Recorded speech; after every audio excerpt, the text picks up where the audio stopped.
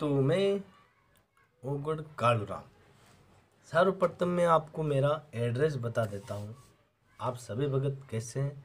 मैं यही प्रार्थना करता हूँ कि आप हमेशा खुश रहेंगे और आपकी हर मनोकामनाएं पूरी होगी। मेरा एड्रेस मैं बताता हूँ। मैं ओगढ़ कालूराम, गांव सुल्तानपुरा, ग्राम पंचायत बड़ला, तहसील हुरडा, जिला भीलवाड़ा, राज्य राजस्थान। किसी भी भगत को किसी भी तरह की समस्या हो या छुटकारा पाना चाहते हो तो वो हमारे से मिल सकते हो। यहाँ पे हम गलत काम कभी नहीं करेंगे और ना ही करते हैं। किसी भी माता बहन को हमेशा खुश रखो, किसी भी माता बहन को गलत ना बोलो, ये मेरा कहना है। तो जो कोई भी भगत किसी भी तरह के परेशानी से जूझ रहा है तो वो हमारे पास आ सकता है और मिल सकता है। जो मेरे से होगा वो मैं करूँगा और गलत काम मैं कभी नहीं करूँगा। जय भैरवनाथ। आज हम विशेष तौर पे बात करेंगे कि होलिका को क्यों जलाया जाता है और होली क्या है, क्यों जलाया जाता है इस होली को और इस त्यौहार को क्यों मनाया जाता है। तो मैं आपको इस बात के बारे में आपको बताता हूँ, वो ध्यान से सुनिए। वर्षों पहले एक हिरण्यकशिप नाम का एक राजा रहता था। उसके एक पुत्र था जो प्रहलाद के नाम से वो जाना जाता था। वो बहुत पावरफुल और शक्तिवान इंसान था हिरण्यकशिप। उसको मतलब अपनी शक्ति पे, अपने शक्तियों पे एक घमंड आ गया था, अहंकार आ गया था। अपने जितने भी राज्य था उस राज्य में सभी को वो बोलता था कि भाई किसी अपने राज्य में किसी दूसरे का नाम मत लो, सिर्फ मेरा नाम लो, अपना आराध्य भी मुझे मानो और मेरी सेवा पूजा करो। क्योंकि उसको अहंकार आ गया था।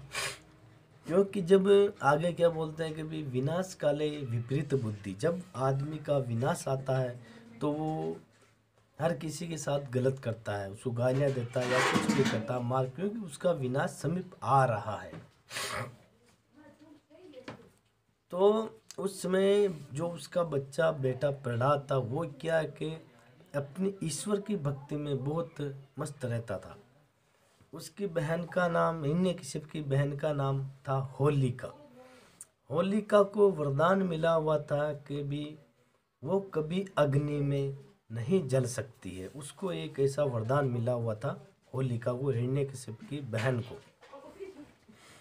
सभी लोग डर के मारे वो कभी दूसरे का नाम नहीं लेते थे, सिर्फ हिरण्यकशिप का नाम ही जाप करते थे। क्योंकि वो अगर दूसरों का नाम लेते हैं तो उसको राजा मार डालता था। लेकिन भक्त प्रहलाद वो उसके पिताजी की भी नहीं सुनी, उसने सिर्फ राम का नाम रटना शुरू कर दिया। जब सभी उसके पक्ष में थे, उसका पुत्र ही उसके पक्ष में नहीं था, तो हिरण्यकशिप ने फाल्गुन शुक्ल पक्ष चतुर्दशी के दिन, मतलब फाल्गुन शुक्ल पक्ष चतुर्दशी के दिन अग्नि को जलाया। बहुत सारे लकड़े इकट्ठे करके जलाया। होलिका को वरदान मिला हुआ था कि वो अग्नि में कभी नहीं जल सकती है होलिका, हिरण्यकशिप की बहन। तो हिरण्यकशिप उसको, उसके बच्चे प्रहलाद को मरवाने के लिए बहुत सारी आग पैदा कर दी। हिरण्यकशिप को पता है कि अग्नि में हमारी बहन होलिका नहीं जल सकती है और ये प्रहलाद जल जाएगा। अग्नि चेता के होलिका को उसके अंदर बिठा दिया और होलिका की गोद में प्रहलाद को बिठा दिया। लेकिन सच्चाई हमेशा सच्चाई रहती है, बुराई के ज़्यादा पैर कभी नहीं होते हैं। सच्चाई की हमेशा जीत होती है और बुराई का अंत होता है। फिर प्रहलाद को होलिका की गोद में बिठा के होली को, उस लकड़े को आग लगा दी, लकड़ियों में आग लगा दी। हिरण्यकशिप इस अहंकार में था कि मेरी बहन को वरदान मिला हुआ था तो उसको अग्नि कुछ भी नहीं कर पाती है। लेकिन बुराई का अंत होता है, सच्चाई सामने आती है। आग जलाई और होलिका तो जल गई और प्रहलाद बच गया। उल्टा हो गया मतलब सारा काम। भक्त प्रहलाद हमेशा अपने इष्ट पे विश्वास रखता था और हमेशा राम जी का नाम ही जाप करता था। तो उस दिन से फाल्गुन शुक्ल पक्ष चतुर्दशी के दिन ये होलिका मनाई जाती है। होलिका क्यों जलाई जाती है, अब मैं इसको आपको समझाता हूँ। 12 महीने में जितने भी बुरे कर्म होते हैं या जितने भी अपने संसार में, घर परिवार में या समाज में, अपने समाज में जितनी बुराई भरी हुई होती है, यहाँ बुराई का तात्पर्य होता है होलिका। क्योंकि होलिका एक बुराई थी, एक बुरी थी, तो उसने भक्त प्रहलाद को अपनी गोद में लेके बिठाया था, लेकिन वो बुरी थी, बुराई थी, तो वो जल गई, भक्त प्रहलाद बच गया। तो इसलिए होलिका जलाई जाती है कि बुराई का अंत हो और भक्त प्रहलाद बच जाए।